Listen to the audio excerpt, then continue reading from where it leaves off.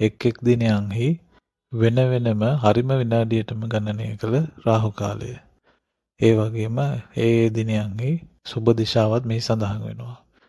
මෙම රාහු කාලය දිවා කාලයේ වෙනම සහ රාත්‍රී කාලයේ වෙනම දක්වා තිබෙනවා. ඉතින් ඔබට පුළුවන් මෙහි සඳහන් වෙන සුබ කටයුතු වලට අමතරව සියලුම සුබ කටයුතු වලින් රාහු කාලය තුල වැළකී සිටින්න.